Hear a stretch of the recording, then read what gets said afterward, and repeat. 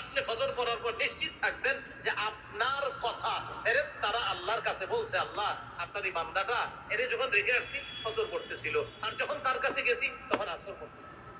5 ওয়াক্ত নামাজ গুরুত্ব সহকারে আদায় করা। তাহলে তারা ক্ষতিগ্রস্ত না যারা ঈমান আনেছে।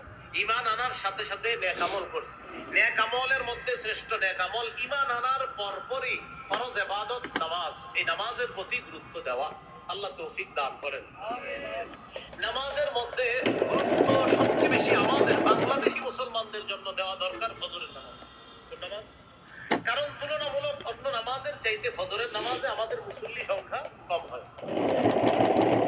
মুসলিম শরীফের বর্ণনা 1377 নম্বর হাদিস, মাদ্রাসা পাঠ্যপুস্তক অনুসারে قال رسول الله صلى الله عليه وسلم من صلى العشاء في جماعة فكأنما قام نصف الليل।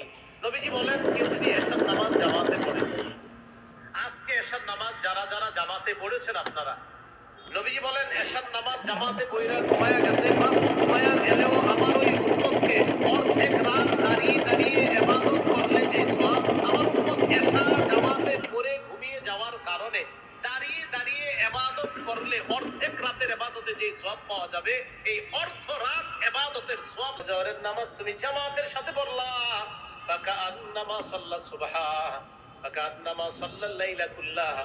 আমার উম্মত যদি ফজরের নামাজ জামাতের সাথে আদায় করে কেমন যেন সারা রাত নামাজ আদায় করলো, এই সওয়াব আল্লাহ তাকে দিয়ে দেয়। এশার নামাজ জামাতে পড়ে ঘুমিয়ে গেলেন, অর্ধেক রাত ইবাদতের সওয়াব। ফজরের নামাজ উইঠা জামাতের সাথে পড়লেন, দেখেন তাকায়া এ হলো এশা জামাতে পড়লেন, এ হলো ফজর জামাতে পড়লেন। মাঝের সময়টা আপনি ঘুমিয়েছিলেন, নবী বলেন এশা জামাতে পড়লা অর্ধেক রাত ইবাদতের সওয়াব, উইঠা ফজর জামাতে পড়লা সারা রাত নামাজ পড়ার সওয়াব।